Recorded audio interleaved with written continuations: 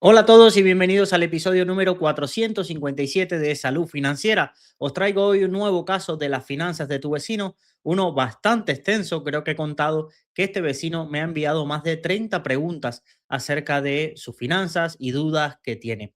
Una aclaración antes de empezar el programa, no sé si habéis entendido de alguna forma que estoy planteando que las finanzas de tu vecino sean de pago, ni muchísimo menos. Es que dos o tres personas me habéis escrito y la verdad no en ningún momento he planteado ni lo quiero hacer, ni me lo planteo. Antes, oye, me pongo a dar clases particulares de bolsa o lo que sea, de fondos de inversión para personas más, grupitos más pequeños. Buscaré las vías de si me viera tan apretado como se dice en el argot popular, pero mi compromiso siempre será, y para eso siempre os confirmo que mi palabra para mí es lo que más vale, que Substack estará siempre en abierto, que no habrá episodios cerrados solo para suscriptores, ni muchísimo menos, y que las finanzas de tu vecino las seguiré analizando y dando mi opinión de forma gratuita.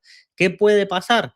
Que a medida que pues, la situación personal no me lo permita, quizás tenga que espaciar más. Ya vamos por 4 meses de lista de espera. Y yo entiendo que hay personas que su situación patrimonial pues no tiene por qué esperar 4 meses, y por eso siempre os invito a utilizar o RoboAdvisor o intentar tener un asesor financiero o agente patrimonial de confianza, ya que ese tipo de servicios son los más adecuados para aquellas personas que un poco tengan más prisa a la hora de gestionar sus finanzas. Por otro lado, también agradecer las muestras de... Jolín, tengo que decirlo así. Ayer grabo un podcast, digo que me ha pasado algo grabando otro podcast y he tenido 4 o 5 propuestas de personas intentando ayudarme, ya sea enviando un software, y eso se agradece porque al final una parte de la virtud de esta comunidad es que yo intento daros la mayoría de cosas sin pedir nada a cambio, pero cuando muchas veces necesito un favor o he necesitado ese día, esas gracias ese impulso, siempre habéis estado ahí para animarlo, ya sea haciéndose Patreon, ya sea escribiéndome un mensaje, y en este caso muchos de vosotros me habéis escrito para intentar ayudarme a solucionar, que no es un podcast mío, sino yo fui como invitado, pero me sabe mal porque con el tema de mi abuela ya me habían invitado al podcast 2 veces y lo tuve que aplazar. Luego nos ponemos a grabar ayer y pasó esto. A ver si lo podemos solucionar. Yo estoy confiado que sí, pero ojalá, y si no, ya lo grabaré la semana que viene. Tampoco es algo que me fustigue, pero para hacerle perder el tiempo a esta persona, nuevamente sí creo que me sabría muy mal, y por eso estamos intentándolo todo para intentar arreglar ese audio. Bueno, os recuerdo que lo que siempre os intento decir con las finanzas de tu vecino es que como te tocará una vez, porque no sé si se puedan repetir casos y más con la lista de espera que tenemos, yo siempre os recomiendo que si alguien quiere repetir casos, que me lo envíe justificadamente, me envíe un mail, yo lo pongo en la lista de espera y cuando llegue, pues valoraré si le respondo en privado, porque no tiene sentido volver a hacer otro caso, o si le damos un espacio dentro del programa. Pero en este caso hay alguien que sí ha aprovechado bastante su día. Espero que lo escuche, espero que a pesar de que han pasado 4 meses, este email me llegó el 20 de octubre, si es alguien que me ha preguntado, vamos, todo lo que se ha pasado por la mente, y voy a intentar responderlo en esta hora de programa. Creo que me costará más o menos una hora responder las 35 preguntas más aproximadamente que me ha enviado. Así que vamos con lo que nos ha contado, espero que os sea interesante. Estamos en un caso donde no es tanto de planificación financiera, que también veremos cosas de cartera, sino dudas prácticas que quizás podrían dar para 4 programas de consultorio, pero como está en las finanzas de tu vecino y me lo ha enviado aquí, voy a intentar ir rápido y responderle a todas las cuestiones que me plantea. Dice, en primer lugar, como ya te he dicho por otras vías, darte la enhorabuena por el trabajo que haces. Considero que eres el mejor divulgador, a ver, yo no lo creo, pero quizás uno de los más constantes sí. Tengo que decirte que me acompañas todas las noches, he cambiado el partidazo de Cope por tu podcast y mi pareja ya te conoce como uno más de la familia. Utilizo este canal para exponerte mi situación y mis dudas, ya que me gustaría saber tu opinión al respecto. Soy autónomo, mi rango salarial es alto. Para sacar el neto he descontado seguridad social y RPF de un 35% aproximadamente, domiciliaciones, otros gastos variables, comida, ocio, viajes, etcétera. Mi idea para invertir todos los meses sería aproximadamente de unos 3.000 euros. Te cuento actualmente cómo está mi inversión y posteriormente cómo me gustaría que fuese, y sobre todo saber tu opinión y qué cambio puedes proponer. Tengo una cuenta remunerada de Bankinter al 4%. Sabéis que Bankinter tiene una cuenta remunerada que el primer año los 10.000 primeros euros te da el 4%. Aquí separo un 20% de lo que es mi facturación mensual. Como bien sabes, al ser autónomo facturo al 15% y luego hago cálculos de mi RPF restante y lo meto anualmente en cualquier cuenta remunerada que haya.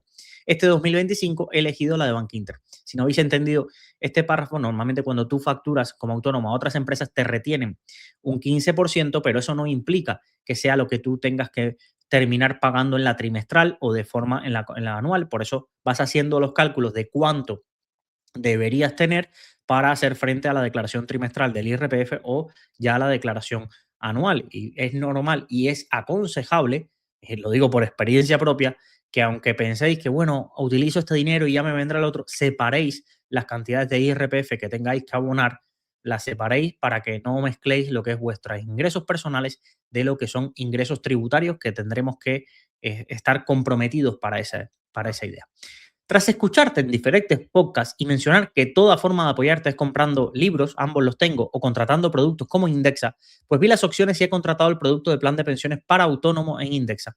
Por cierto, la atención increíble al cliente desde Indexa y he aportado mensualmente 479 euros para llegar al límite anual de 5.750 euros. Con esas aportaciones me beneficio del diferimiento fiscal y tengo una reducción de 5.750 euros anuales. Al aportar 479 euros, me quedarían aproximadamente unos 2.500 euros para invertir mensualmente. Una aclaración también, estos días también me habéis escrito varias personas pidiéndome, oye, el link de Indexa para cuando lo utilice, hacerlo mediante el link y aprovecharme de los 15.000 euros sin comisión de gestión en las carteras de fondos. Creo que en las de planes de pensiones no se incluye. En todos los episodios de podcast, debajo en la descripción, tenéis el enlace del patrocinador o las entidades. Aclarar que a mí no me pagan más porque os abráis muchísimas cuentas, pero es un poco la cuenta de la vieja porque luego llega al anual y dicen, mira, es que hay 5 personas que se abrieron cuenta gracias a Salud Financiera, nosotros valoramos que el coste de adquisición es esto, pues deberíamos pagar aproximadamente por esto por branding. A mí eso no me acaba de gustar porque es como pensar que todas las personas que podían tener interés en una entidad siempre van a utilizar el enlace y después ves a veces publicidad en la radio o ves publicidad en la tele que es difícil de medir y aún así se hacen esas inversiones. Es una realidad para que sepáis por qué a veces los divulgadores insisten tanto en que se les utilicen sus enlaces. En mi caso, no sé en el de otros, en mi caso yo no cobro más porque la gente, pero sí, cuando hacen el acuerdo anual dicen, pues mira, 8 personas han venido de tu cuenta, han utilizado el enlace, pues esto nosotros valoramos la cuenta y es lo que hacemos la inversión publicitaria. Para mi gusto no debería ser así, pero donde manda capitán no manda soldado y la alternativa es simplemente no tener patrocinadores bajo estas condiciones y a veces, sinceramente, lo de los patrocinadores viene muy bien porque no empiezas de cero el mes. Yo no sé cada mes si voy a vender libros, yo no sé cada mes si voy a vender cursos, yo no sé cada mes, bueno, sí sé cada mes los patrones que hay, porque más o menos lo puedo calcular, que a día de hoy soy unos 65 y con eso, la verdad, bastante bien, pero cuando ya tienes patrocinadores, al menos sabes que, oye, la cuota de autónomo, 300 euros, pues te tengo dinero, pues con lo de Indexa pago la cuota de autónomo, con lo de Trade Republic pago pues la publicidad o pago a veces que tengo que hacer alguna inversión, por ejemplo, de enviarle libros a los oyentes o comprarle libros para enviar a las gestoras y demás.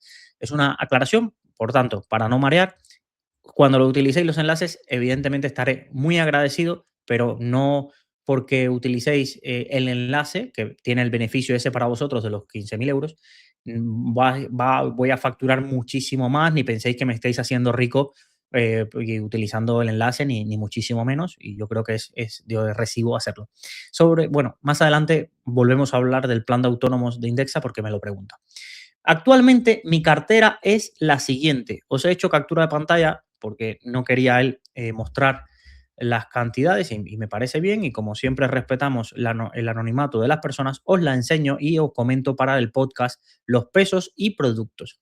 Su cartera actual tiene acciones de Meta por un 3,74, acciones de Tesla en un 6%, el iShares Core MSCI Emerging Market IMI un 8,20%, el iShares Core MSCI World un 11%, el iShares Core MSCI World ex USA un 1,22%, el SP 500 con un 25,88%, el Physical Gold con un 1,19%, Vanek Bitcoin ETN con un 1,96%, el Vanguard FTSE All World un 9,40, Bitcoin un 15,15, crowdfunding inmobiliario, voy a mover aquí para verlo, un 5,77, Bank Inter un 5,83 y en liquidez tiene un 5%. Esa es su cartera actualmente, bueno, cuando nos la envió el 20 de octubre. Llevo desde el año 2022 invirtiendo, pero nunca he sido constante ni con ninguna estrategia encima de la mesa. He ido pegando saltos e invirtiendo según tenía tiempo libre. No obstante, es de hace 2 meses donde invierto 3.000 euros religiosamente, independientemente cómo vaya el mercado. Mis inversiones han sido siempre escogidas por lo que escuchaba sin entrar a analizar nada. No obstante, desde que te escucho me ha generado interés el saber qué hago y por qué lo hago. Estoy empezando a utilizar herramientas como Just ETF, Morningstar, Extra ETF para hacer análisis y luego una cuenta como Boomi para ver cómo van mis inversiones en las distintas plataformas y tenerlo unificado, así como CoinMarketCap para temas de cripto. La plataforma que uso para ETFs es de Giro, para el plan de pensiones Indexa y para criptomonedas utilizo Kraken. Luego tengo inversiones alternativas con el dinero sobrante que me queda, donde invertir en crowdfunding inmobiliario, WeCity y Urbanitae. Esto lo hago para sentir que invierto en inmuebles, aunque realmente sé que no es así, son siempre préstamos. Mi objetivo como inversor es ir a largo plazo, sin importar cómo está el mercado y no vender nada en los próximos 20 años. Para ello quiero centrarme en mi trabajo, cumplir todos los meses con mis inversiones, donde tarde 2 horas al mes en hacer todos los movimientos, pero sin dejar de formarme, escucharte. No obstante, no tengo ningún incentivo a batir los índices y cosas de esas, ya que no tengo tiempo para ello. Me gustaría que mi cartera me diese pues aproximadamente entre un 8 y un 12, sin contar los criptos por su volatilidad, lo cual desconozco si es utópico o se puede conseguir. Una vez analizada mi cartera, he visto que tengo duplicidad importante por el peso que tiene Estados Unidos en el MSCI World, así que entiendo que MSCI World y SP 500 tienden a tener muchas empresas semejantes y por ello, con el objetivo de estar diversificado geográficamente, decidí elegir esta estructura de inversión donde creo que estaría diversificado geográficamente sin duplicidades. Ahora os enseño la cartera propuesta. Podría ser que algún mes modificara porcentajes según oportunidades y noticias, así como opiniones personales. No obstante, el porcentaje me sirve como orientativo. En la columna de inversión, esas cantidades es como tendría que balancear según mi peso, cartera actual, pero tampoco le hago mucho caso. Expuesto esto, que es mi situación de inversión, procedo a comentarte una serie de afirmaciones y preguntas de las cuales me gustaría saber tu opinión y si cabría rectificación. Antes de pasar a esta parte, os enseño la cartera que él nos propone. Hacer una cartera donde el iShares Core SP 500 pese un 30%, el iShares Core MSCI World Exusa pese un 30%, el Emerging Market IMI, ahora veremos un poco esta característica, un 10%, un ETN de oro, el iShares Physical Gold, un 5%, Bitcoin un 15%, el iShares MSCI China un 5% y un ETF sectorial el 5%. Vamos a ver qué nos cuenta y qué dudas tiene. Elección de broker. Os voy a leer todo y luego he resumido todas las preguntas porque a veces me pasáis mucho texto y se me pueden ir algunas. Os voy a leer todo lo que diga y luego vamos a ir una a una cada una de las cuestiones que me plantea. En la elección de broker, siempre me ha dado mucho quebradero de cabeza la elección de un broker. Actualmente utilizo de Giro para ETFs e Indexa para planes de pensiones. He probado otros como Scalable Capital, Trade Republic, MyInvestor y no me han gustado por diferentes motivos. La atención al cliente sin réplica de los emails, de Giro al menos me responde, interfaz de la web, app poco atractiva, de Giro me parece atractivo a nivel visión y comodidad a la hora de operar. Me parece la más sencilla y visible. En tu opinión, ¿cuál es el mejor broker para invertir en ETFs? No invierto en acciones, pero si tuviera que elegir uno, ¿cuál recomendarías? Como te expondré más adelante, tengo pensado invertir a partir de ahora en fondos de inversión, pero de Giro tiene poca oferta de fondos e Indexa invierte en fondos en modalidad robo-advisor. Con lo cual, ¿cuál me recomendarías para invertir en fondos teniendo yo la elección de invertir mes a mes y sin contar robo-advisors? Seguridad de brokers. Aquí me hago siempre la misma pregunta. ¿Qué pasaría en los siguientes escenarios? Muy improbables, pero me gustaría saber el proceso paso a paso. ¿Qué pasa si quiebra de Giro? ¿Pierdo mi dinero? ¿Recupero solo los 20.000 euros que escucho que están asegurados? ¿Tengo que hacer una reclamación? El otro día escuché que no es a la CNMV, que debe ser Buffing. ¿Cuáles son los emails de contacto? ¿Qué pasa si quiebro a la gestora? ¿Dónde tengo invertido mi dinero? Es decir, ¿están en BlackRock, en Vanguard? Entiendo que esto es más improbable aún, porque la magnitud del problema sería considerable, pero me gustaría saber cuál es el proceso a seguir y si cambian mis activos a otra gestora y cuál sería en ese caso o si la información no la publican. Con Kraken, ¿cómo sería? La verdad que nunca he encontrado un vídeo sobre estos asuntos y me parece realmente importante, porque a pesar de que su improbabilidad, como usuario me gustaría saber el paso a paso de todo. La herencia. Otra de las dudas que tengo es sobre qué pasa con mis activos con este tipo de plataformas digitales si me pasase algo. O por ejemplo, si mi madre se abre ahora una cuenta y lo heredamos sus hijos, todos sus activos. En caso de estar en un banco tradicional como Bankinter Broker, entiendo que acudes a la oficina, das todo el papeleo que te pidan, pero en el caso de Giro o Trade Republic que no tienen oficinas físicas, ¿cómo habría que proceder?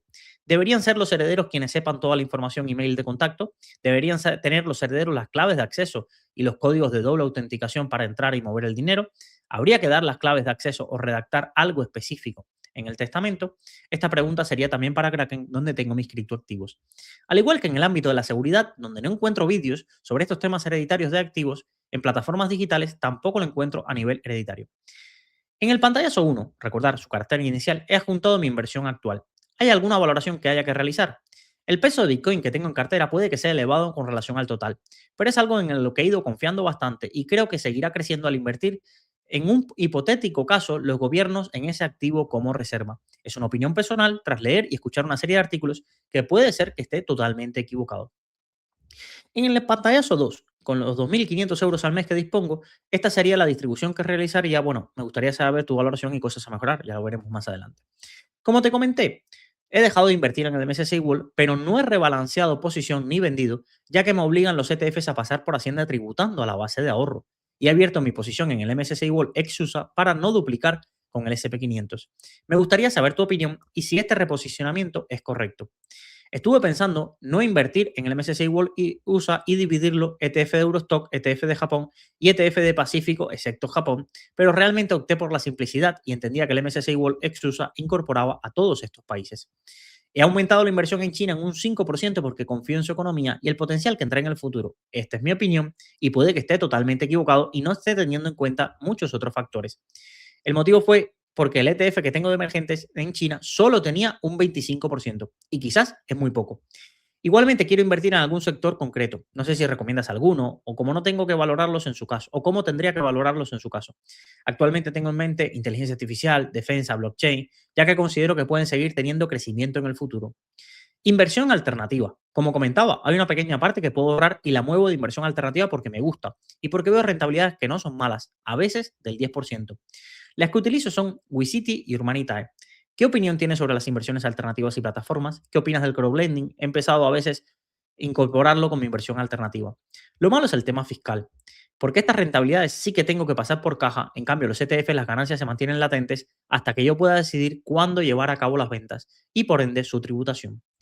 Fondos de inversión versus ETF. Como te he mostrado, mi inversión está centrada en ETFs y la mayoría de renta variable. Pero analizando todo un poco, me he llevado a cabo la siguiente pregunta. Imaginemos en el escenario que en el futuro no todo me va tan bien como ahora y quiero rebalancear mis posiciones cambiando parte de mi inversión a renta fija o que la economía de Estados Unidos vaya en decrecimiento y China con un crecimiento importante. Son cosas que no podemos saber, pero que me planteo y pudiese rebalancear posiciones entre Estados Unidos y China y así con otras hipótesis. En ese escenario, los fondos de inversión en España entiendo que son más favorables que los ETFs. No sé si piensas igual, ya que si quisiera rebalancear con ETFs, tengo que pagar impuestos. Pongo como ejemplo lo que me ha pasado con el MSCI World. Lo hubiese movido todo al MSCI World ex USA, pero no puedo porque son ETFs y no quiero pasar por Hacienda de momento aún. Es ahí donde me planteo invertir de ahora en adelante en fondos de inversión, sabiendo que sus rentabilidades no son tan buenas como los ETFs indexados por las comisiones que hay. La verdad es que estoy en un mar de dudas en este ámbito y me gustaría saber si pudieras esclarecerlo. ¿Hay alguna aplicación donde pueda ver, según los ETFs que tengo, cuáles son los símiles en fondos de inversión? ¿Qué aplicación recomiendas para invertir en fondos de inversión?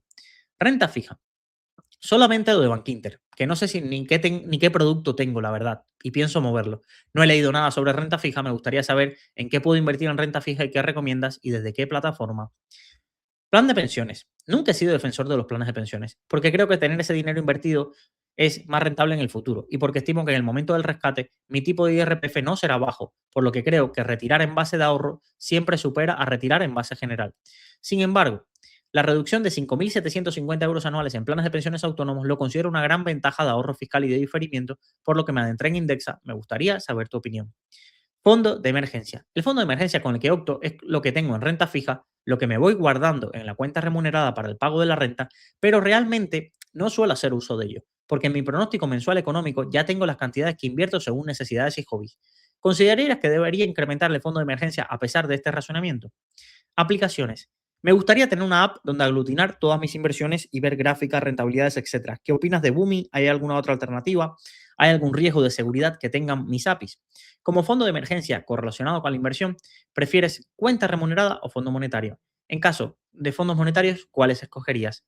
¿Está bien que considere Bitcoin como inversión alternativa? Seguramente se parezca más a la renta variable, pero me distorsiona un poco el análisis de mi rentabilidad si lo incluyo.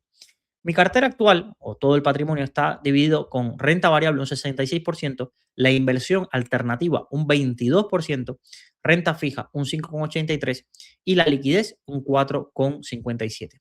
Bueno, caso extenso, casi 20 minutos, también, bueno, los 5 a veces que me pongo de chapa en la introducción. Así que vamos a ver cada una de las preguntas lo más rápido posible, pero antes de ello, me gustaría señalar que tener en cuenta cuando veáis la frase IMI en un gran índice, ¿vale? Simplemente lo que te está diciendo es que estás invirtiendo en un universo más amplio, ¿vale? Normalmente el MSCI AGWI, por ejemplo, tiene el sesgo de capitalización bursátil, está muy enfocado a grandes compañías.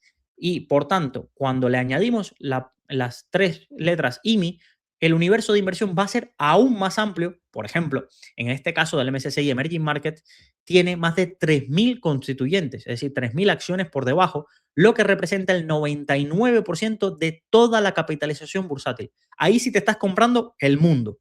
Y una de las grandes diferencias es que incluye, adicionalmente, lo vamos a ver, incluye small caps y mid caps en un mayor peso. Por tanto, esa es la principal diferencia. ¿Marca algo de diferencias de rentabilidades? Pues la verdad es que no mucho. Mirar, el MSCI Emerging Markets en los últimos 10 años ha hecho un 10,53, el MSCI Emerging Market IMI un 10,48. Volatilidades muy similares en los últimos 10 años, 16,33, 16,65 el Emerging Markets. Turnover, es decir, la cantidad de compañías que cambian dentro de la cartera, pues son 4,55 el Emerging Market y un 4,06. Lo digo, y aunque aquí no aparezcan grandes diferencias entre cada uno de los índices, sobre todo porque las primeras posiciones se parecen muchísimo. Aquí estáis viendo la composición, por ejemplo, son calcados los gráficos si ponemos MSCI Emerging Market IMI y MSCI Emerging Market, pero es algo que a veces entramos al broker rápido, compramos el MSCI Emerging Market y estamos comprando la versión IMI o el MSCI AGWI IMI, y como cultura general integral nunca viene mal. Vamos ahora con las preguntas que nos lanza, que ya son bastantes como para que esté desvariando. En tu opinión, ¿cuál es el mejor broker para invertir en ETFs? Wow, esto es muy variable, señores. Y creo que tengo un artículo de mejores brokers para invertir en ETFs. En el curso, que creo que este oyente quizás es alumno de ETFs, hago una review de cada uno de los brokers, que por cierto, para los alumnos del curso intentaré cambiar todas esas clases porque también tenía problemas con el audio, esto ya hace 2 años, cuando tenía muchísimos menos recursos que ahora, entonces intentaré regrabarlas y como los brokers siempre van lanzando funcionalidades, pues bueno, quedarán mejores clases. Que de todo el curso de TFS, ese módulo es de un poco de los que más opiniones he recibido y yo creo que es de recibo intentar ahora que, en cuanto, no sé en qué hueco lo sacaré, pero mi compromiso es este año intentar cambiar todas las clases de los brokers, sobre todo en las que hayan algunos fallos de audio a mitad de las clases y demás. A ver, yo creo que el mejor broker depende mucho de lo que uno valore, de lo que uno valore. Hay gente que hacer la declaración de la renta por su cuenta y meter cosas a mano, pues le supone una, vamos a llamarle, pues una carga mental muy grande, a pesar de que hayan todas estas aplicaciones, el modelo 720 con Autodeclaro, que por cierto, me escribió el CEO de Autodeclaro para ayudar al podcast y la verdad este tipo de aplicaciones, usarlas. No tengo códigos o lo que sea, pero si alguien invierte más de 50.000 euros en un broker internacional y tenéis problemas para presentarlo por vuestra cuenta y en la gestoría os cobra un dineral, creo que Autodeclaro lo tenéis muy barato, pero ya os digo, no es una colaboración pagada ni muchísimo menos, pero ya que estamos, está bien que ese tipo de proyectos, que casi es una startup y el CEO pues lo va moviendo, pues que más, ahora que yo tengo este altavoz, que escuchan un poco más de gente, pueda apoyarlo en ese sentido. Autodeclaro, pegarles un vistazo y creo que para el modelo 720 es de lo mejorcito que hay de forma automatizada. Entonces, para eso, la gente puede ser un problema y preferir, aunque sean un poco más caros, aunque tengan una plataforma quizás una completa, aunque tengan menos acceso a mercado, pues puedan utilizar un broker nacional. Llámale HeyTrade, llámale MyInvestor, pues llámale Renta 4, aunque evidentemente van a ser un poco más costosos que los brokers internacionales. Yo me quedaría con mi top 5 mental. Y mi top 5 no es un orden de ranking, pero depende mucho para qué lo utilices y qué valoras tú. Nadie duda que de los brokers que a día de hoy tienen acceso al inversor retail, pues Interactive Broker es uno de los mejores del mundo. De Giro, bueno, que por cierto se está dejando un dineral en toda la televisión. Hay una guerra entre De Giro y Tres Republic, que a veces salen los anuncios uno detrás de otro. Pero claro, como Tres Republic anuncia su cuenta remunerada y De Giro no puede pagar o no tiene esa parte de cuenta remunerada, intentan hacer la guerra por dos cosas distintas en cuanto a ese servicio de plataformas. Por ejemplo, yo qué valoro en De Giro o qué podría valorar cada uno de vosotros, que tienes acceso a muchísimos, muchísimos mercados con o acceso a las bolsas principales o al SOR de Morgan Stanley, que tiene muchísima más liquidez que en este caso algunos productos de Trade Republic que tienen muy baja liquidez porque solo operan a través de una bolsa, que es Lang Chuar, y esto lo he hablado en otras ocasiones. Por ejemplo, Scalable Capital, creo recordar que te daba acceso a Tradegate y no sé si a Cetra en algunos casos, pero tampoco era que tuvieras acceso a todas las bolsas mundiales. Por ejemplo, De Giro es miembro de Euronext, pero también te ofrece bolsas de países que a veces cuesta muchísimo encontrar. Yo creo que en cuanto a mercados, tanto De Giro como Interactive Brokers son muy, muy completos y bastante baratos en cada uno de ellos. Es cierto que tienes los impedimentos, todo el tema fiscal, que hay que presentarlo, pues en el caso de Interactive Broker, aunque muchos dicen, no, levanto un ticker y enseguida me responden, pues todo esto va mejorando, porque además tengo conocidos que han ido al servicio de atención al cliente desde Giro y luego los han fichado en el servicio de atención al cliente de Interactive Broker. No es que no tengan servicio de atención al cliente, lo que pasa es que tienen tal cantidad de clientes que son cada vez más grandes y no tienen unos departamentos tan especializados. Esto con la IA van intentando solucionar tickers y cosas así. Pero es cierto que a día de hoy, esos son dos gigantes. Luego, a través de usabilidad y para el día a día, lo tengo todo en una app, encima ya están en España, pues Trade Republic lo ha hecho muy bien. Scalable Capital quiso competir, despidió a todo el equipo de España y se ha centrado en otros mercados donde ellos sí tienen una mayor penetración, como es Austria y todo el negocio en Alemania. Si no lo sabéis, Scalable Capital tiene servicio de RoboAdvisor, es el RoboAdvisor más grande de Alemania.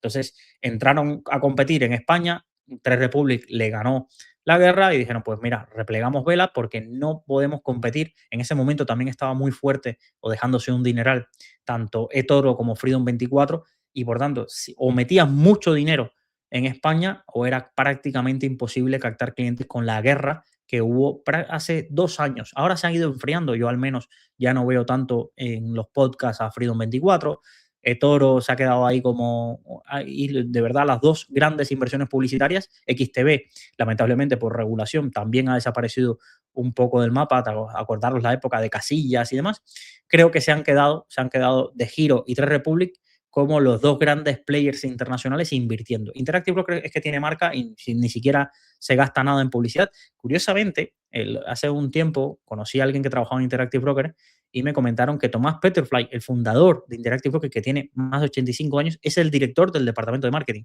y utilizan una fórmula, pero que yo sepa, a día de hoy, no, bueno, en Rankia tendrán algún acuerdo todavía, pero no invierten en publicidad en prácticamente ningún sitio. Le dábamos premios y ni venían a recogerlo muchas veces. Sé que para algunos de vosotros las marcas blancas de Interactive, con marcas blancas son personas que han lanzado brokers y toda la ejecución por detrás pasa por Interactive Broker, pero no tienen un acuerdo, no son accionistas como en este caso es el Mexen. He visto que Mexen patrocina a varias entidades. Luego algún broker estonio, creo que Lightyear también he visto por ahí, pero prácticamente casi todos son similares, porque a día de hoy se ha comoditizado, disculpar la expresión, el acceso a los mercados. Hay varios gigantes proveedores de liquidez que te dicen, tú quieres montar un broker, vale, tú te encargas del marketing y todo, y tú mándame las órdenes y yo, si tus clientes quieren comprar, yo me voy a encargar de ello. Y por eso habéis visto que muchísimos neobancos como N26 o casi todos ya incorporan la parte de acciones porque básicamente ellos tienen todo su marketing montado y luego operan a través de un tercero que es el que le da contrapartida a cada una de esas acciones y crean sus propias bolsas o sus propios mercados de ejecución, o ellos van y luego ejecutan a los mercados principales en algunos casos. Por tanto, el que utilizas, mira, si te quieres quedar tranquilo, está muy bien. Yo siempre lo he dicho, me encantaría que De Giro patrocinaras el podcast porque es uno de los que utilizo. Lamentablemente nunca he podido hablar con nadie de marketing en De Giro y las personas que conocí, ¿no? Una compañera mía que estaba en Rankia se fue a Sofía a hacer de atención al cliente en De Giro, pero ahora está en Interactive Broker y ha habido bastante rotación en ese equipo de Giro y entonces a día de hoy no sé quién lleva a España, porque el country manager de España incluso luego fichó por Rankia, pero tampoco. Desde que se fue a Swiss Quote, el último country manager que a veces salía en la radio, en el programa de Susana Criado, que se llama Jorge Cordeiro, no creo que ni en España tengan country manager y desde que no patrocinan el Sevilla no se les ve muy activos, más allá de esa publicidad bastante fuerte en medios tradicionales. Si tuviera que elegir uno para acciones, aunque él no invierta, ¿qué me recomendarías? Bueno, esto es la IA. Yo creo que con De Giro estás bien. Si ya estás cómodo, lo que tienes que tener en mente es que al año siguiente tienes que buscarte la vida presentando la declaración de las cosas, compras y ventas que hagas. Eso es lo único, que no es física nuclear, que con 2 tutoriales lo sabes hacer, que ellos también tienen un acuerdo con TaxDown que por 50 euros lo puedes pagar y lo tienes, pero esa es la única pega. Es bastante, bastante buen broker. Ahora, ¿qué broker o banco recomiendas para invertir en fondos de inversión sin ser robo-advisor que me permitan aportaciones mensuales y tengan buena oferta? A ver, aportaciones mensuales, creo recordar que prácticamente casi todas las entidades lo ofrecen. Fondos de inversión, volvemos a lo mismo. Una de las cosas que leí arriba dice, bueno, De Giro tiene oferta de fondos. Cuidado con esto. Aunque los brokers ofrezcan fondos de inversión, si la entidad no está en España, esto pasaba con Scalable, que ofrecía fondos, esto pasaba con De Giro, que ofrece fondos, o también con Interactive Broker, no se aplica la traspasabilidad fiscal. Entonces, estás comprando fondos, pero se está aplicando la misma fiscalidad de un ETF. Por tanto, siempre os digo que aunque tengamos en la mente la frase de Trade Republic es un broker, siempre pensemos que para comprar fondos tengo que utilizar comercializadoras de fondos. ¿Qué es una comercializadora de fondos? Pues la división de Renta 4 Banco, Open Bank, Self Bank, Bank Inter, Mafre también ofrece servicios de comprar fondos, bueno, MyInvestor, Ambank en su día también lo ofrecía, Ironía, que es una sucursal o una filial de Diafanum. Es lo mismo, si vas a invertir en fondos indexados que se parece a tu cartera, creo que MyInvestor a día de hoy tiene una de las ofertas más competitivas. Bueno, se me quedaba EBN. Trade Republic también está compitiendo bastante en el segmento de fondos indexados. Incluso el otro día lo comenté que la mayoría de fondos que se compran en su plataforma son fondos indexados y eso la verdad me alegra decir, oye, hay un gigante como Trade Republic y la mayoría de inversores que empiezan a invertir en fondos lo hacen directamente en fondos indexados. La diferencia que tienes que pagar 1 euro por operación, pero en tu caso, que los capitales son bastante relevantes, no estamos hablando de aportaciones periódicas de 50 euros, donde 1 euro pues ya es dinero, pues estamos hablando de que te lo puedes permitir en caso de que quieras utilizar Trade Republic, pero depende de lo que te guste. Ya te digo, tú has probado varias plataformas y eso es algo muy bueno. Has probado tal, no te voy a decir nada, te puedo decir cosas buenas y cosas malas de todos los brokers. Incluso antes, cuando me invitaban a veces a dar conferencias de brokers y cosas así, siempre utilizaba esa argucia para despertar un poco al público. Le decía, decidme cuál crees que es el mejor broker y yo te voy a decir cosas buenas y cosas malas. Depende de cada uno y cómo se ponga frente al espejo, esas cosas le gustarán o le harán daño y valorará qué decisión tomar. Vamos a la parte de seguridad. ¿Qué pasa si quiebra De Giro? ¿Se pierde el dinero o solo se recuperan los 20.000 euros asegurados? A ver, De Giro, desde su fundación, todos los activos de los clientes se tramitan a través de una SPV. para la gente dice, bueno, ¿y esto qué es? Bueno, eso lo que te asegura es que se separe la parte empresarial de DeGiro de la parte de los activos de los clientes.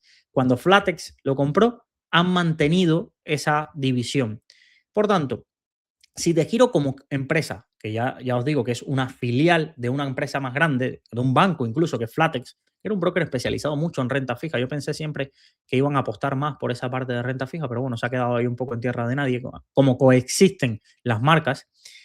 El, lo que pasa paso a paso es, oye, el regulador abre un proceso de quiebra, normalmente interviene el regulador, aquí sería la autoridad, porque la marca de giro sigue siendo holandesa, interviene la entidad, los activos están asegurados en la SPV y pues ya decidirán si se integran les responde la matriz, si los activos se pasan.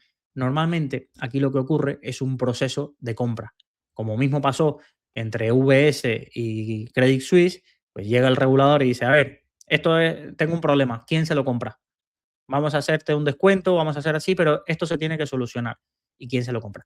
En el hipotético caso de que de que no sucediese, lo que se abre es un proceso de liquidación, bueno, tú podrás traspasar tus activos a otro, porque los traspasos entre brokers existen, estás asegurado porque ellos no han tocado tu dinero, ni, por ejemplo, imaginaros que de giro caiga en deudas, no se le puede reclamar a la SPV.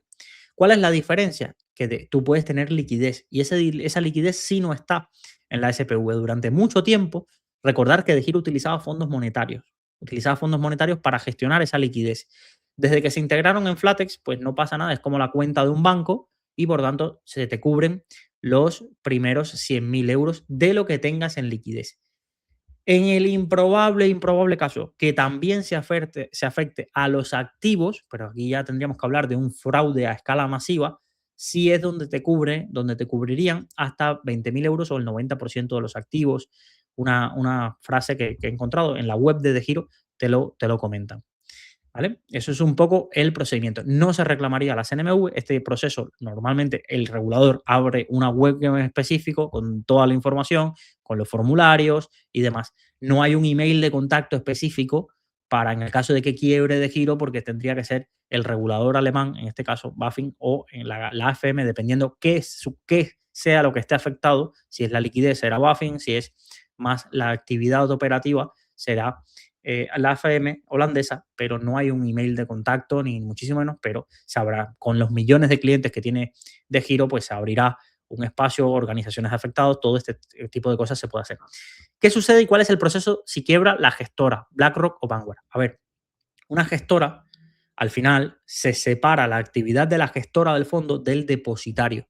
Las gestoras evidentemente quiebran, hemos hecho programas sobre eso y normalmente lo que se hace es vender las mismas. Pero imaginaros que no se vende, como lo pasó. Esfera Capital luego se vendió, pero primero fue intervenida por el regulador. El regulador interviene, los activos tuyos están en el depositario, la actividad sigue normalmente, esos activos tienen un valor y cuando el regulador abre el paso, pues se puede o traspasar o si te quieres quedar en la nueva entidad, que suele ser fusionada, también. ¿Se traspasan los activos automáticamente? No, tú los tienes en un depositario y quien se quede con la entidad y con el derecho de los clientes, que normalmente va a haber alguien que lo compre, pues tú decidirás si traspasas tus activos a otro. Pero aquí es lo fundamental, es que entiendas que la gestora no tiene tu dinero.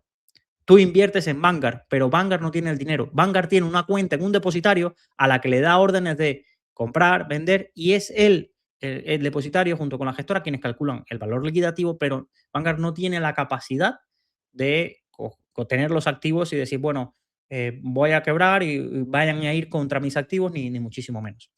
¿Qué ocurre en el caso de quiebra de un exchange como Kraken? Aquí la cosa se complica un poco más. Sabéis que los exchanges nacieron un poco en tierra de nadie. Es un limbo. Algunos se han hecho filiales en Bahamas, otros con la presión norteamericana se han hecho sucursales allí. En España algunos se han registrado y esto lleva a una confusión que, bueno, en España lo supervisa el Banco de España. Sí, pero una cosa es que estén supervisados a que exista un fondo de garantía, como en el caso, por ejemplo, puede ocurrir de Renta 4, que hay un fondo de garantía de depósitos y un fondo de garantía de inversiones, el FOGAIN. Por tanto, en caso de quiebra como Kraken, pues aquí lo normal es que se abre un procedimiento concursal. Hay un juez que dictamina, oye, toman el control de la entidad, un juez, y va diciendo qué se puede hacer y qué no.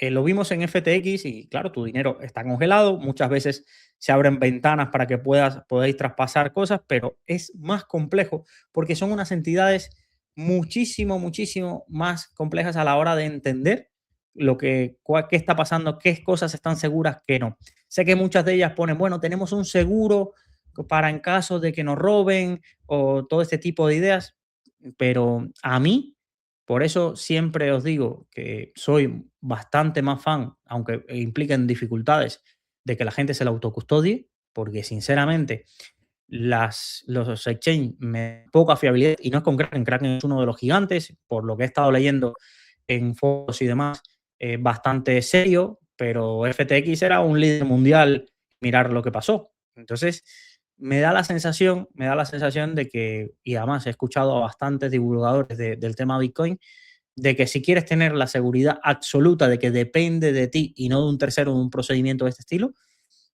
a optar más por la autocustodia, que no es cómodo, que es más caro seguramente todo el proceso de compra o el aprendizaje, pero depende también de lo que valores tú en ese sentido. Pero no hay un fondo de garantía de depósitos, no hay nada de ese estilo y es importante que lo conozcamos. Y además, muchas personas a veces piensan que la protección incluye a cualquier operativa que haya adentro. Y creo que estuve leyendo casos, por ejemplo, de algunos jueces en Estados Unidos que consideraron en FTX que lo que tenías en staking, al final, tú era como que estabas cediendo la propiedad de tus activos a la exchange para que generara rentabilidad con los mismos. Y aquello fue un poco más controversial a la hora de entender quién es realmente el propietario de los activos que tienes en un exchange. Kraken, pues he estado leyendo en Reddit que incluso comentan. Reddit, la verdad que se encuentran cosas muy profundas de cuando quieres entrar a analizar algo. Y Kraken ahí respondía, no, en Kraken los activos sois vosotros los que tienen la propiedad, y mucha gente se leía los términos y condiciones. Yo creo que lleva un poco de sentido común. Si es una cantidad que no impacta tanto en tu patrimonio, no te quemes tanto la cabeza, no te quemes tanto la cabeza, pero sabes que vas a tener un procedimiento quizás más complejo de recuperación y que quizás tengas que contratar un abogado o unirte a una demanda colectiva en el caso que sucediese, pero si no, pues tienes esa duda y no te deja dormir, pues llévatelo a autocustodia. ¿Qué pasa con los activos en plataformas digitales de Giro de Republic Kraken si fallece el titular? A ver, os voy a poner lo que dice de Giro. Es decir, mira, si fallece el titular de una cuenta en de Giro, bueno, aquí te dicen que ellos te ayudarán. Tienen habilitado un mail donde tienes que rellenar un formulario con toda la documentación. ¿Qué es la documentación que te piden? Pues normalmente te piden el certificado de defunción, el de últimas voluntades, todo el proceso de testamentaria. Por aquí en MyInvestor también lo comenta. Hay varios blogs de fiscalidad que también te van comentando todos los pasos que debieras seguir a la hora de hacerlo. Pero la mayoría, por ejemplo, creo que Bit2Me en este caso, pues mira, pide certificado de función, libro de familia, testamento, aceptación de la herencia y declaración de herederos, DNI del heredero, justificante del pago de impuestos de sucesiones. Y tienen un email al cual enviar esa petición con todos esos documentos. Ellos nos los analizan y abajo, por ejemplo, te pone, la cuenta de Bit2Me no se heredan, lo que se hereda son los fondos depositados en ella. Es por ello que la persona heredera deberá abrir y registrar una cuenta en Bit2Me donde se transferirán los fondos una vez finalizado el proceso. Por lo tanto, en cada entidad tendrá su proceso, pero la mayoría te van a pedir este tipo de documentos, vas a tener que presentarlos y allí te decidirán, pues, por ejemplo, de Giro, te dice que puedes vender y que te transmitan los fondos a una cuenta bancaria, las posiciones se pueden vender y que te manden a otra cuenta bancaria, o puedes traspasar las posiciones. Imaginaros que tengo no sé cuántas acciones, no las quiero vender, pues me las traspaso a una cuenta que tenga el heredero en de Giro. A ver, ¿cómo deben proceder los herederos al no haber oficina física? Bueno, esto lo comentamos. ¿Es necesario que los herederos conozcan las claves de acceso y de doble autentificación, la 2FA? A ver, depende. Yo esto lo he estado leyendo en foros y hay gente que dice, bueno, si somos cotitulares, se bloquea normalmente solo un 50% y el otro se puede operar.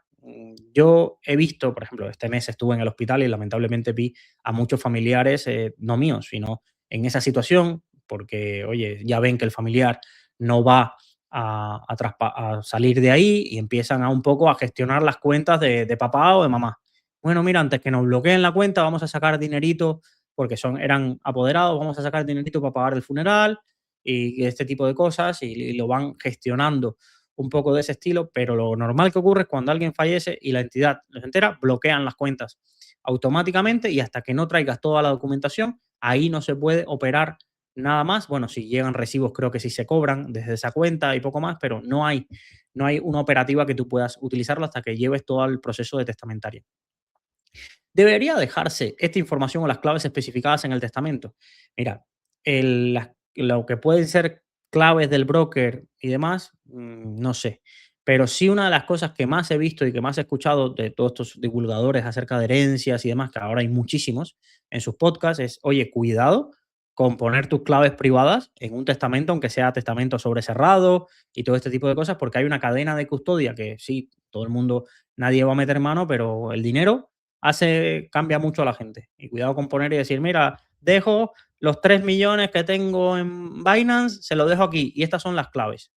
No, no hace falta que la gente tenga las claves porque se va a bloquear la cuenta y una vez que se pruebe que tú eres el legítimo heredero y a la parte que tienes, vamos a decir, que tienes acceso, pues irán o te traspasarán las posiciones o te traspasarán los fondos. Pero cuidado con ir dejando las claves por ahí, que no es tan sencillo como, bueno, le dejo las claves y nos olvidamos de todo este procedimiento porque esto puede tener implicaciones legales. Imaginaros que no, bueno, yo voy a heredar, pues dame las claves y en cuanto fallezca voy y saco todo el dinero y me hago transferencias. Y digo, esto no es del todo legal porque el procedimiento establecido es que primero se determine quiénes son los herederos, quiénes tienen derecho a ese tipo a esos activos que hay ahí, en qué cantidad y luego a partir de ahí se operen y os puede traer bastantes problemas legales en estos casos. ¿Qué valoración haces de la cartera actual según el pantallazo 1? A ver, yo veo cosas muy claras. Te has querido montar una cartera indexada por tu cuenta y has cometido errores básicos de los que hemos visto alrededor de este tiempo. Por ejemplo, el solapamiento de MSCI World y el SP 500. Luego, para mi gusto, por ejemplo, luego añades otro producto del MSCI World, el Vanguard FTSE All World. eh, el peso, todo el rato estamos hablando de corazonadas, de hipótesis, de yo opino. Unas veces siento que me dices, bueno, solo quiero entrar una o dos veces al mes para hacer las aportaciones, pero luego comentamos en otra parte, en otros textos que de la parte de la carta que me envías, diciendo de, bueno, según lo que vea la situación económica, lo que tienes todo el derecho, pero me da esa sensación de que aquí no hay un poco de estructura. Mezclamos ETFs y fondos, que imagino que más adelante veremos preguntas sobre ello. Al mezclar ETFs y fondos, bueno, fondos no compras ETFs, el problema que te genera es que si encima vas a estar siendo muy activo, porque si tú me dices, mira, esta es mi cartera indexada y voy a estar los próximos años aportando y ahorrando, pues adelante con ETFs. Tampoco me agobia que utilices ETFs. El tema que veo es esa sensación o que vas a tener de estar tocando todo el rato y ahora me llevo dinero aquí y se lo paso aquí y lo tengo de acá, pues los ETFs no son el producto más eficiente fiscalmente a día de hoy en España, cuando para esos mismos activos tiene fondos de inversión o fondos indexados en su caso. Si no existiesen, como es en el caso de los ETNs de oro, pues te lo tienes que comer, o un ETN de Bitcoin, pues ya tengo que utilizar productos no tan eficientes fiscalmente porque no tengo alternativa. No tengo alternativa. Pero en el caso que sí la tienes, no me complicaría la vida si quieres ser muy activo moviendo posiciones. Ya os digo, mi opinión es que si utilizáis ETF es para estrategias de muy largo plazo, con baja rotación, con pocos rebalanceos, donde ese impacto fiscal no sea tan grande. Y alguien puede decir, Luis, porque explícame eso del impacto fiscal. Bueno, imaginaros que invertís en el MSCI World y tenéis la suerte de tener un 10% anualizado los próximos 10 años y habéis invertido 10.000 euros. Pues ahora, no sé cuánto dará la cifra, vamos a poner, para que todos nos entendamos, que tienes 30.000 euros. Pues has generado una ganancia patrimonial de el 20%. Imaginaros que quieras devolver en tu cartera el peso original del MSCI World. Para hacer ese rebalanceo, tú no vas a disponer de 20.000 euros. Vas a disponer de 20.000 euros menos la retención de la ganancia patrimonial correspondiente. Y se pierde en el camino. En cambio, si tú utilizaras fondos y quisieras rebalancear, cuando pases de esos 20.000 euros al otro sitio, pasan íntegros, pasan íntegros. Es cierto que no desaparece la ganancia patrimonial, pero ya la harás más adelante. Y como hay más dinero invertido, pues si sigue generando rentabilidad, crecerá más rápido tu capital. Como te vas dejando dinero por el camino, pagando impuestos ahora, vas perdiendo ese poder de componer sobre capitales más grandes. Ya luego, es cierto que pagando en un futuro porcentajes cuando lo rescatemos, se igualarán ambas cosas. En un caso, estás adelantando la tributación por la ganancia patrimonial, en otro la estás diferiendo y evidentemente nadie sabe cómo serán los impuestos en un futuro o cuál será tu situación si vas a necesitarlo todo de golpe y por tanto saltarás de un tramo en el IRPF o si simplemente te puedes permitir ir sacando poco a poco y no generando gran impacto patrimonial. Bueno, esas son un poco las diferencias y por eso te lo comento. Pero esto es lo principal que veo en tu cartera. Sabéis, en cuanto al crowdfunding inmobiliario, que cuando yo escucho, no, es que he visto rentabilidad del 10%. Sí y no. ¿Hay proyectos de Urbanita y de estas otras plataformas que han dado el 10%? Sí. Hay proyectos que no han dado esas rentabilidades? También. ¿Y hay proyectos que han dado rentabilidades ceros? También. Ahora, tú lo quieres invertir en eso porque te apetece aprender, te apetece sentir que estás invirtiendo en inmobiliario, te apetece pensar que no toda tu cartera depende del SP500 y sino que depende de un edificio en Málaga o un edificio en Santander en el que tú eres propietario. Es la sensación, esa sí sería la correcta de invertir en crowdfunding inmobiliario. Invertir buscando rentabilidades yo creo que es algo no adecuado. Sé que llama muchísimo la atención, pero son eslóganes. Sabéis que la rentabilidad total de un proyecto muchas veces, bueno, depende del tiempo en que se ejecute, de los costes finales, de las comisiones, del impacto fiscal. Tú mismo lo estás comentando. Oye, no es lo mismo ni es equivalente obtener un 10% anualizado en fondos de inversión que un 10% anualizado en Urbanitae que tengas que estar reinvirtiendo, como digo Urbanitae, digo cualquier otra plataforma, que tengas que estar reinvirtiendo todo el rato porque cada vez que te devuelvan esas rentabilidades, vas a perder dinero por el camino, vas a perder dinero por el camino que vas a tener que tributar. Entonces, tienes dinero ilíquido, dinero que fiscalmente para las rentabilidades que estás esperando no va a ser lo mejor, pero por el lado positivo estás invirtiendo en unas clases de activos tan específicas que evidentemente estás asumiendo un riesgo muy específico, pero también estás intentando descorrelacionarte de lo que ocurra en el resto de tu cartera. Luego todo se correlaciona. 2008 fue una crisis bursátil tremenda, no se notó tanto en los proyectos inmobiliarios en 2008, pero en 2011 ya teníamos el contagio completo de los coletazos. Evidentemente todo va correlacionado porque los proyectos muchas veces dependen de la situación macroeconómica general. Pero os digo que esa es mi opinión. Lo que a mí me sorprende de esta cartera inicial que tenías montada es una parte alternativa sumando a Bitcoin del 22% cuando tenemos fondo de emergencia bastante pequeñito, en mi opinión. Es cierto que, oye, tenemos una cantidad, ¿vale? No voy a decir la cifra, de la cual el aproximadamente, quedémonos con la idea que el 20% de todo han sido ganancias porque hemos invertido desde 2022 en casi todos productos que han subido. Ahora estará sufriendo un poco con tu posición en Bitcoin, pero todo lo demás ha subido bastante. Es decir, un 20% de todo el patrimonio que tienes son ganancias acumuladas. Luego, tenemos una capacidad de ahorro importante, por lo que quizás este tipo de inversiones puedan tener cabida en tu cartera y no notar el impacto de grandes caídas o las necesidades de capital si tu situación no cambia en los próximos 15 años. ¿De qué me gustaría protegerte? Oye, ¿y si en 5 años tu vida no es la que está hoy? Ganas menos, tu sector se ha complicado, ya no ganas tanto como autónomo. ¿De qué fuentes de ingresos tirarías? ¿De qué fuentes de ingresos tirarías? En una situación donde además eso coincida con que tu cartera está en horas bajas. Porque ahora yo me pongo en su piel, mira, digo, mira, gano bien, puedo ahorrar, no tengo grandes deudas ni nada de este estilo. De verdad, ¿para qué voy a tener dinero en cositas por ahí que tenga el dinero parado? No, con lo que tenga para pagar el autónomo y los gastos del IRPF del autónomo, pues suficiente. El problema es que yo en la planificación financiera no es que sea negativo, pero tengo que al menos tener salvaguardas.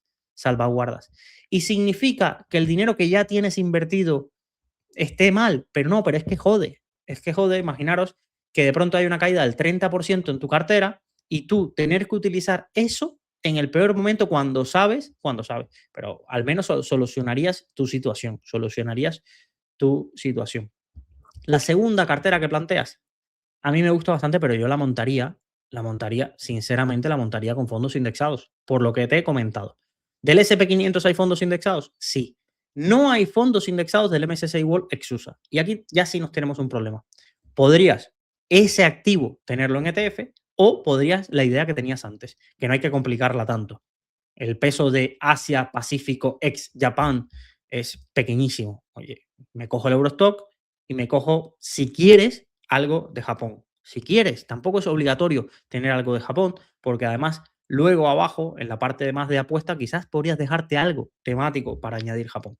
Pero tendrías el SP500, el Eurostock o el EMU, también podría valerte, es un poco más amplio, y tendrías los mercados emergentes. Añadido a eso, aquí en el peso que le das, pues le das un 20% de toda la cartera, sabiendo que tenemos por ahí todavía inversiones alternativas vía crowdfunding inmobiliario, le das un 20% a oro y a Bitcoin.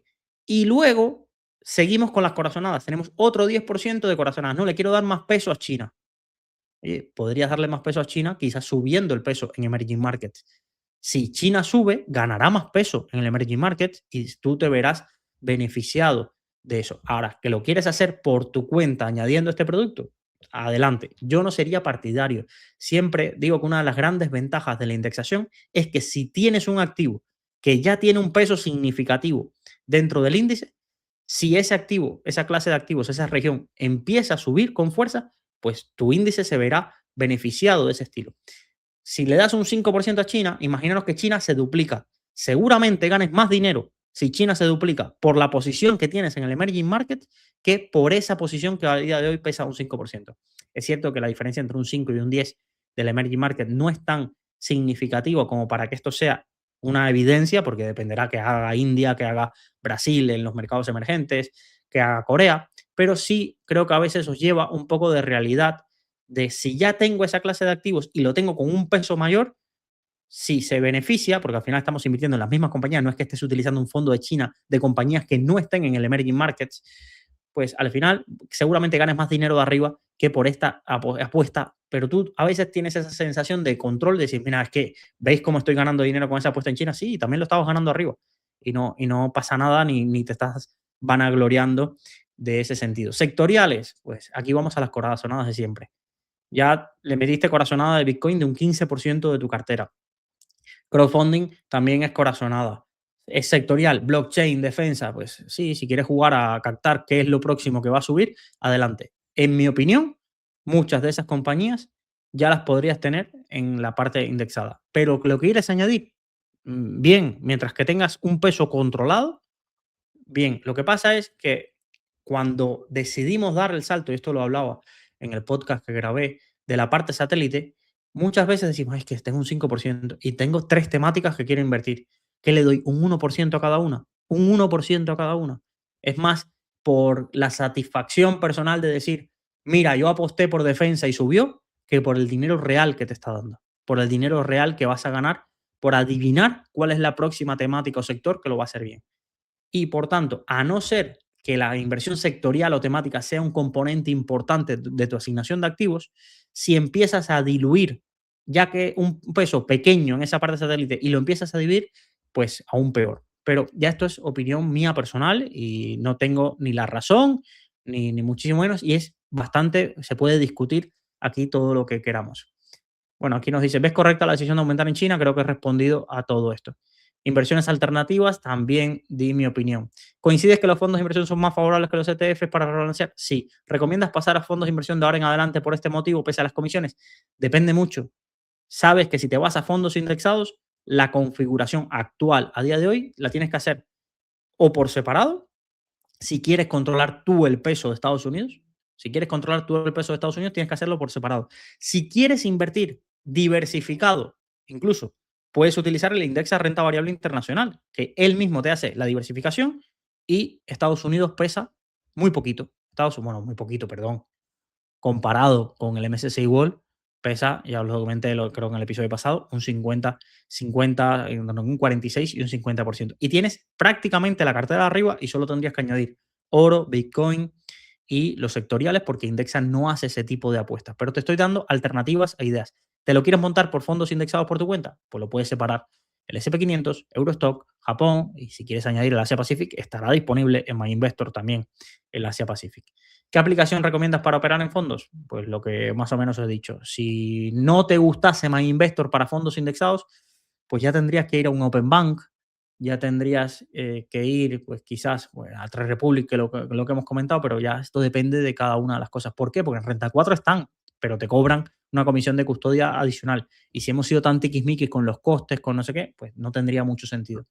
La renta fija, lo tiene ahí, ¿os recordáis? Un 5% de la cartera que tiene ahí en una renta fija Bankinter que no sabe ni qué tiene. Pues aquí yo te doy dos opciones. Oye, seguro que hemos visto algunos de los productos que hay. Yo en renta fija, si no conocemos el funcionamiento, si no tenemos convencimiento de un gestor, pues me iría a cosas muy sencillitas.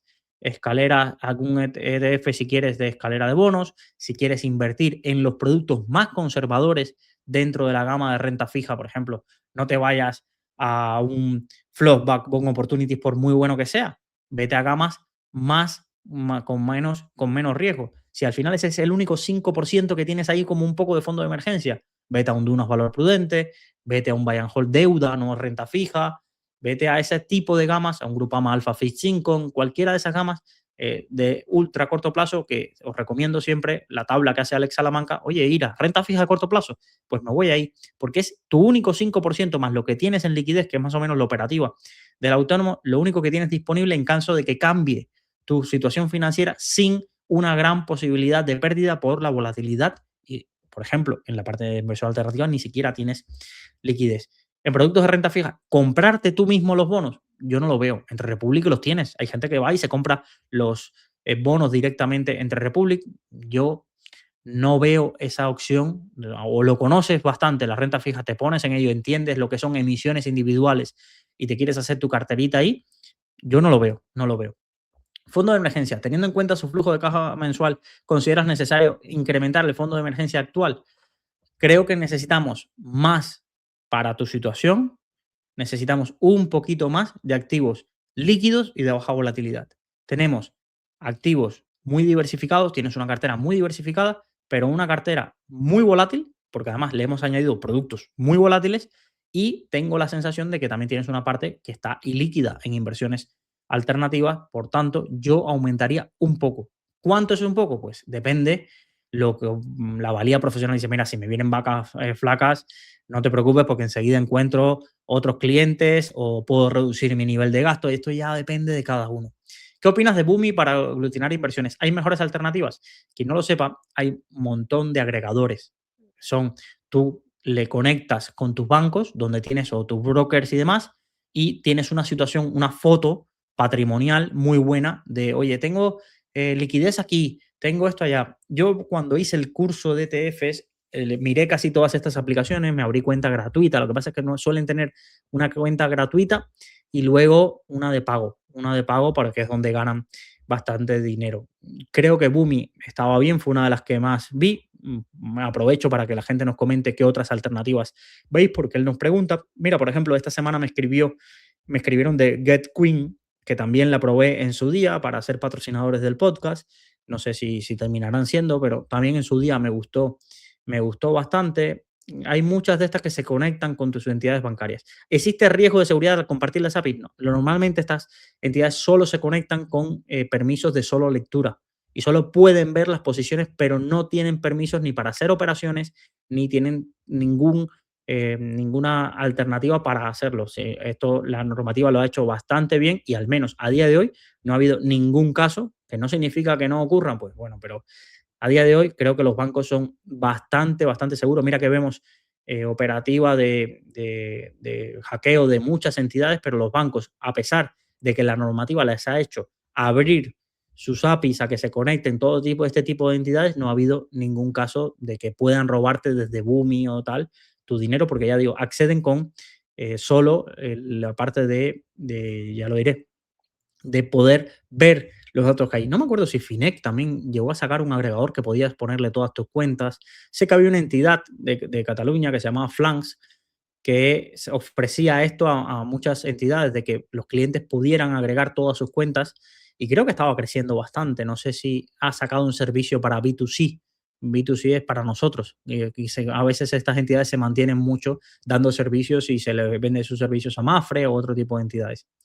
Para la liquidez o los fondos de emergencia, ¿prefieres cuenta remunerada o fondo monetario? Pues, a ver, lo mismo de siempre.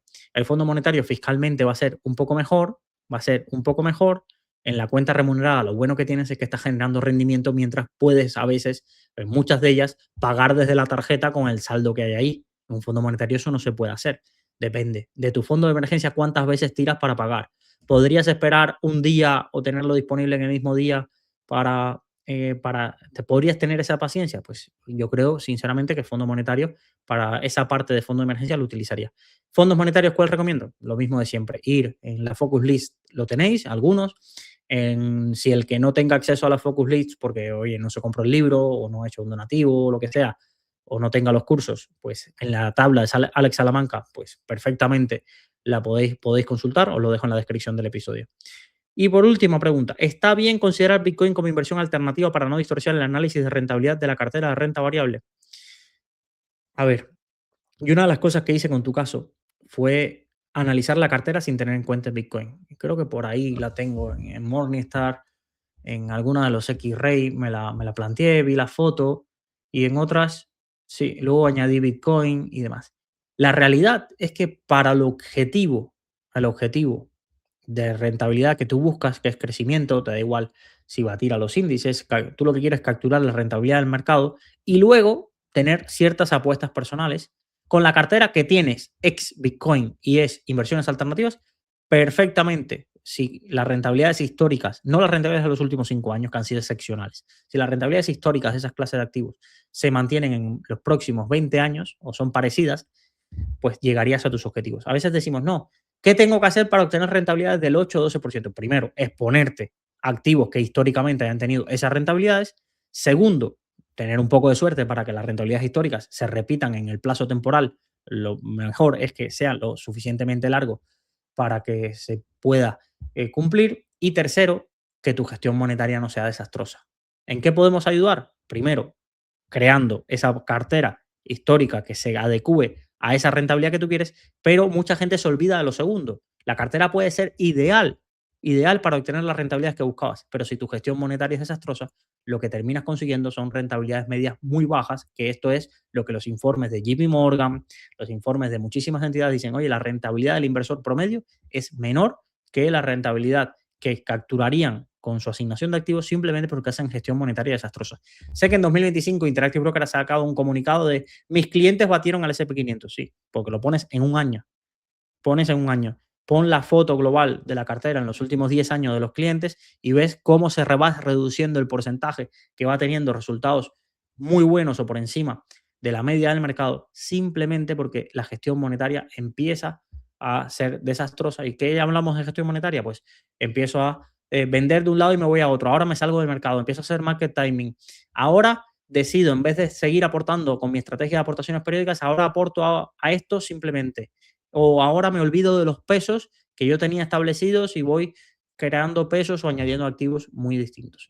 Así que es un poco lo que siempre os aconsejo. Si queréis una rentabilidad objetivo de vuestra cartera, crear activos, combinar activos que puedan tenerla, dependiendo también el nivel de riesgo que quieras asumir, sabiendo que no te lo aseguras ni que va a ser todos los años esa rentabilidad. Habrá años muy buenos y años muy mediocres, pero para disfrutar de los buenos tienes que saber aguantar en los mediocres y también preocúpate por qué política de gestión psicológica de sesgos vas a intentar llevar a cabo para que esa cartera los próximos 20 años pueda tener el apoyo tuyo, no solo también el apoyo de las compañías en las que se invierte, sino tu apoyo a la hora de hacer la misma.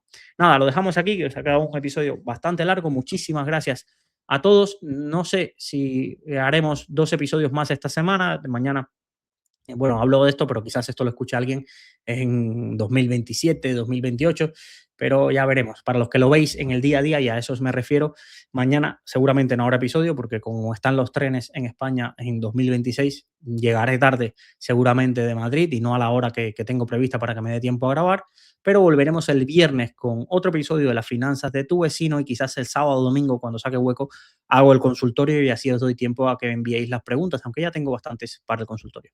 Nos vemos en otro episodio de Salud Financiera y espero que este os haya sido de vuestro agrado y que, como siempre os digo, si habéis aprendido al menos algo nuevo o habéis reflexionado, yo estoy más que pagado. Muchísimas gracias y nos vemos mañana, bueno, mañana no, el viernes en otro episodio.